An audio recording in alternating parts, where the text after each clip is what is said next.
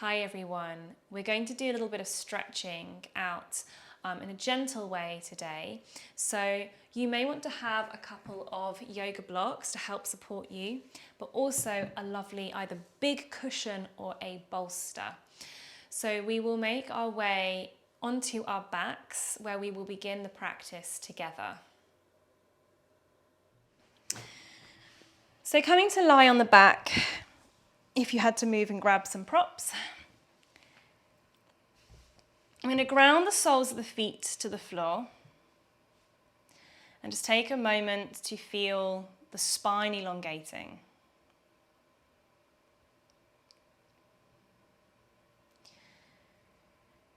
I'm going to take our bolster or one of our blocks and slide it underneath the sacrum. So flat parts of the spine. So making sure that you're not into the arch of the back, but you're into the supported lower part of the pelvic area. The arms might want to float over the head to get a lovely stretch. And you might want to extend the legs away to open up into the hip flexors. Breathing here nice and slowly.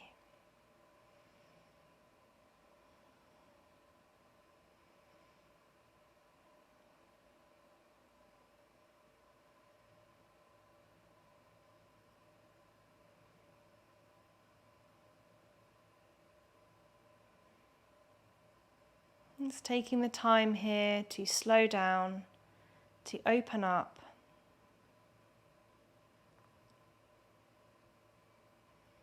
To rest the body.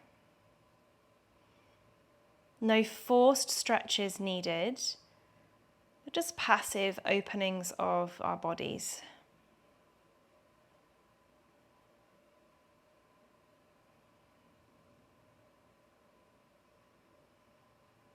You may want to slide the right knee in, wrapping the hands either around the shin or the back of the hamstring, and just guide the knee a little bit closer, feeling a deeper stretch of the left hip flexor. So wherever it's most comfortable for you, but again, let it be a little bit passive. So we're releasing into this position rather than forcing the body in.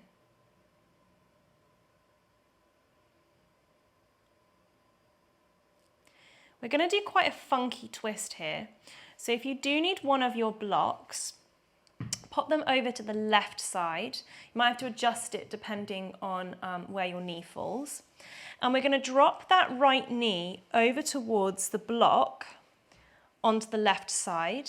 You can extend the right leg if that feels good, and catching the outside of the shin or the foot and reaching the right arm away. Now you might decide you don't want to have the block, and you may be able to get your foot down to the earth. Sorry for dropping it. And then you get that lovely extended stretch all the way into the outer edge of the glute. I love this variation. Feels really nice across the entire back edge of the body. You can also turn the head away towards the right hand. But go with the expression of this pose that feels the most suitable for your body, not just because you can get into it super deeply. Try and relax the left leg, the tummy,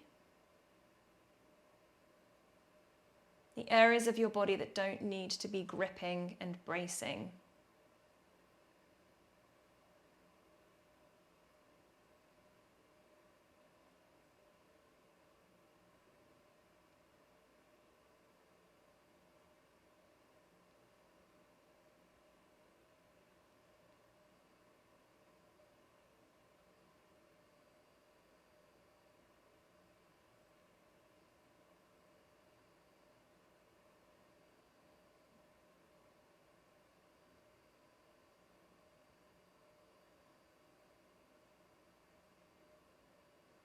One more breath in this twist.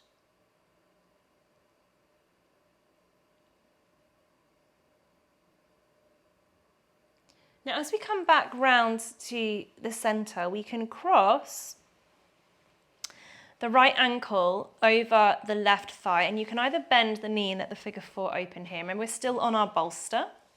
Or you can actually extend the leg away, which I quite like, getting a little bit deeper into that hip. It feels quite nice for my hip. But if you need to keep the knee bent, then do so, or extend it. Again, arms can go over the head if this feels good, or they can stay a little bit more down to the sides or in line with the shoulders. So you might feel this quite strongly into the hip flexor across here, opening up into the psoas muscles as well. Keep that right foot flexed so that we actually support the knee and we're not putting too much pressure into the knee.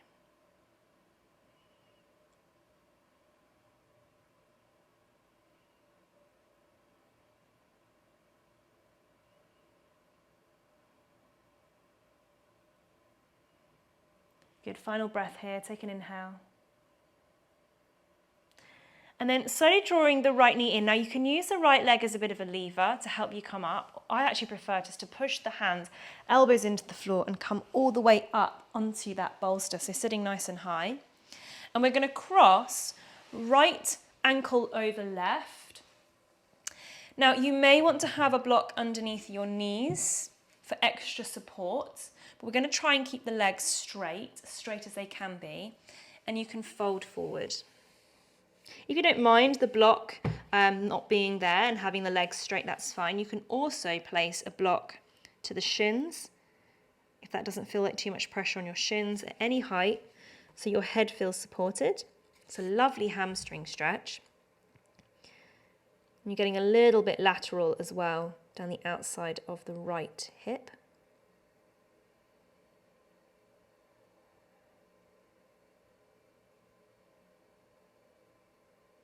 And to make it medial, all you have to do is externally rotate your feet. It's like a little ballet dance of feet. And as you fold forward, you might just shift the stretch a little bit more to the insides of the hamstrings. That's when my legs decided they want to shake.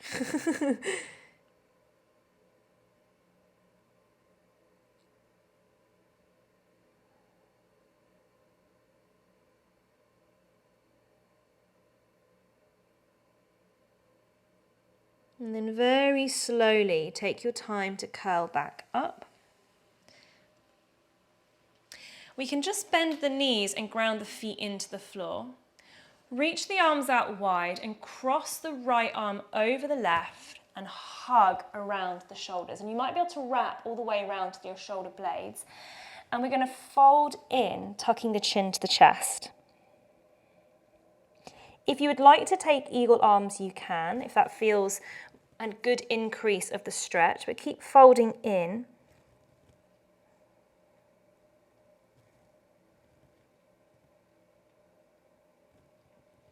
Then lifting the elbows up as if you're taking off a jumper, circle the arms round, and we're going to bring the hands behind us. Either palms can connect or we can grab hold of the elbows, but the purpose is I want you to bring the shoulder blades towards each other. So wherever you can reach, that allows the shoulder blades to pull in without just pinging into your elbows, particularly if you're hypermobile. Squeeze the shoulder blades back towards each other. If it feels nice, drop the chin to the chest. And then maybe move the head around, ear to the shoulder, and to the other side. Oh yeah. That's when my body's like, oh, you're tight, Kate. Good, slowly release the hands to shake out the arms. Now you can either come down the elegant way, which would be to come off the bolster first, or you can lower yourself back down. Just be very mindful of not crashing into the ground. Extending the legs if that feels good and stretching the arms over the head.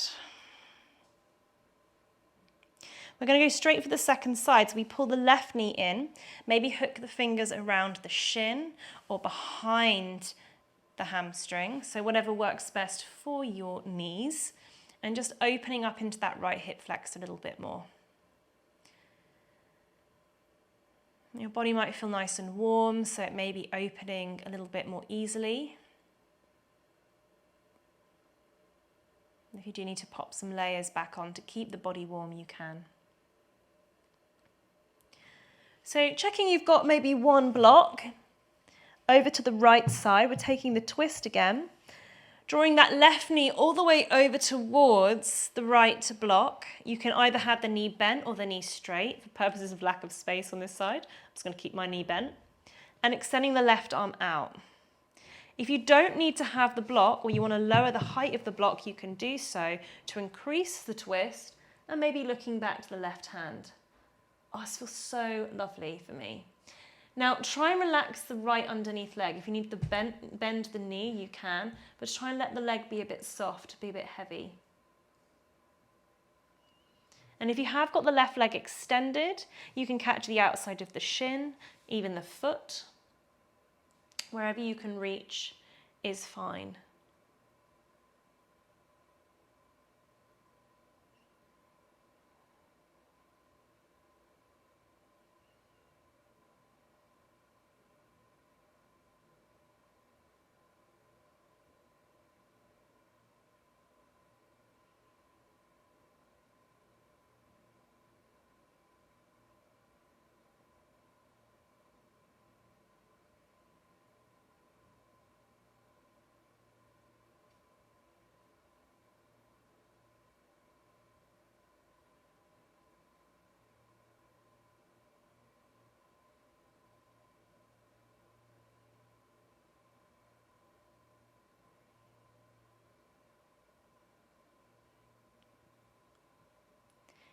Then very gently, we make our way back onto the spine, crossing that left ankle over the right thigh. You might need to readjust onto the bolster slightly so the sacrum feels supported. Flex the left foot, to support the knee. And then if you would like the stretch into the hip flexor, extend the right leg. So you'll feel a little bit more going into that left hip flexor. Perhaps the arms go up and over the head. And just breathing here.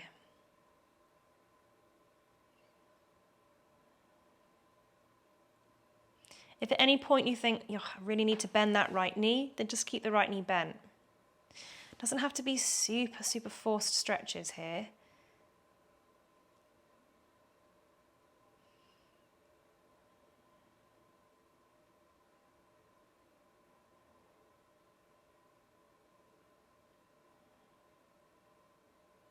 Gently feeling into your hips, your back, how the whole body is affected.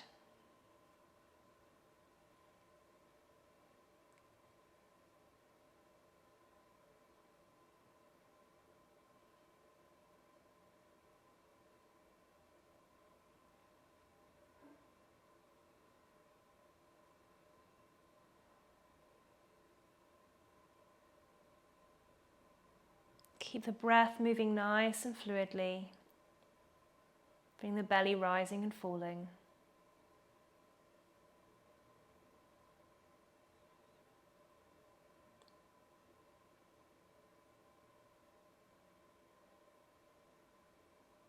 And then very slowly we can pull the left knee in. Now again, you can use it as a bit of a lever to rock up, or you can use your hands, which is much easier. Crossing the left ankle over the right, and if you want to bring a block underneath the knees, you can do so, or even a little bit lower down if you need a little bit extra support. You don't need the block, you can maybe always place it onto the shin, and we're just folding in. Now for this purpose of this one, we've got the feet facing forward. We will externally rotate in a moment. So allowing a bit of softness down the back of the spine, and you might discover you go a little bit deeper as the time keeps progressing.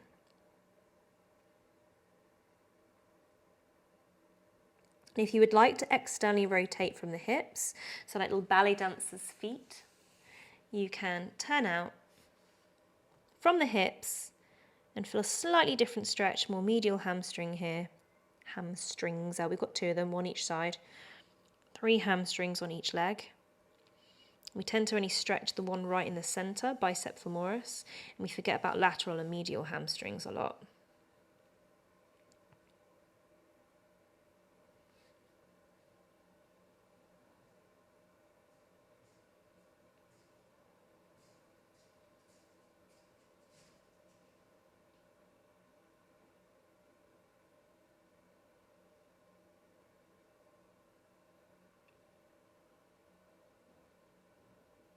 And then very slowly begin to curl up, nice and steady, all the way back up.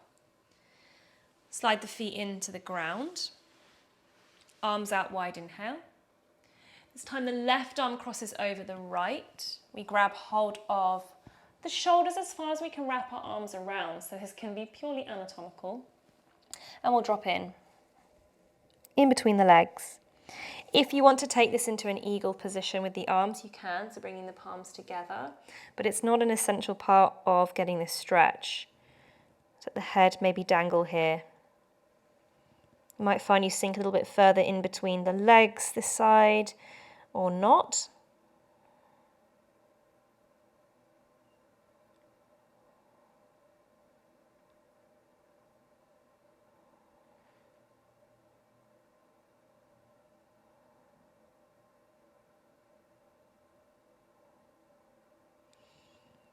On the next inhalation, we'll lift the elbows up.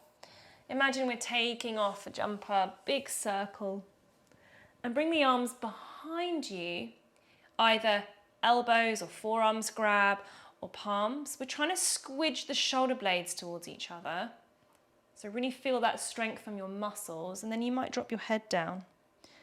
Maybe have a play with rotating from side to side. Oh, crunch, crunch. Let's see what happens as you move your neck around. Avoid throwing the head backwards though. Make the movements of the neck be kind and gentle.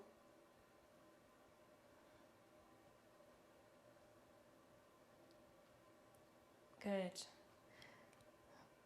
Releasing the arms. Now we can hop off our bolster if you would like to. Kate's favourite stretch. We're going to go nice and wide with the legs. So you can leave the bolster in front, as wide as it feels good for your inner thighs. Maybe the hands just come to your support and that's it. You feel the legs opening. You may want to slide a block under each knee so that you feel less of a stretch, a little bit more supported, and you can lengthen up through the spine. So we want the pelvis to be able to move. You can also pop yourself up onto the bolster so you have the extra support. Or we can start to work maybe our forearms down. Maybe you want to turn it the other way so you work your chest down. But don't go so deep into this stretch that you can't get comfortable for the next few moments. There might be the initial, "Ooh, that's intense," that's fine. But then we can soften and release.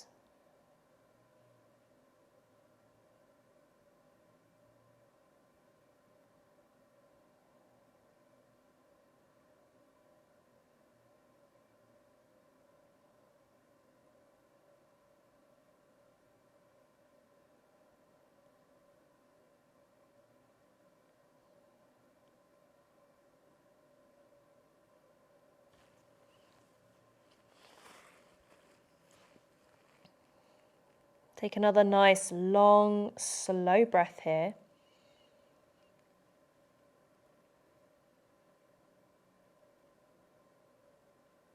And then curling all the way up, nice and steadily. We will bring the bolster back underneath the knees for our rest, our final rest of Shavasana.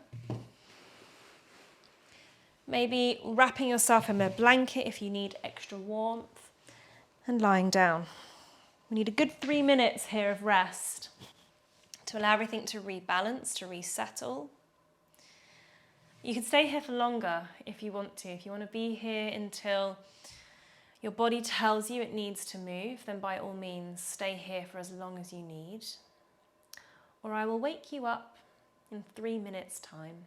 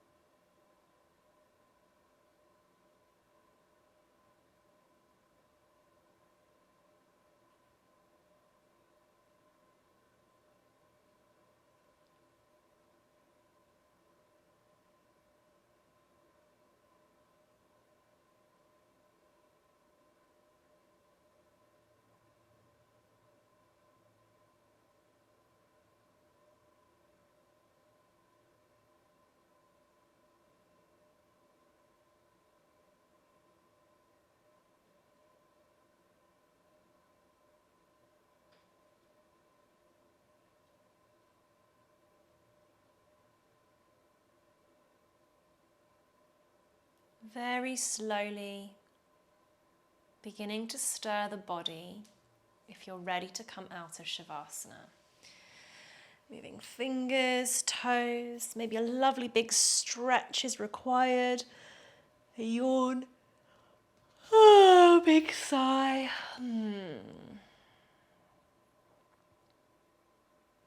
You may want to hug the knees in.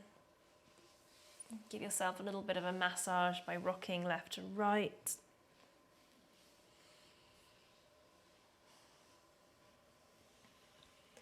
Maybe allowing the body to roll all the way over to one side, just tucking yourself into a ball here and pausing momentarily.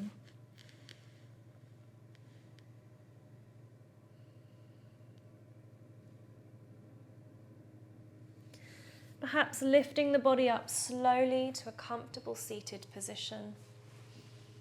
If you need to elevate your hips onto a block or a bolster, by all means do so. We'll close off our practice together with a final stretch. Inhale to sweep the arms up high.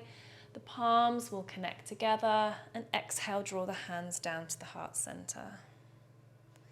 Softly bow the head forward, thanking yourself for your practice today. Namaste. Well done.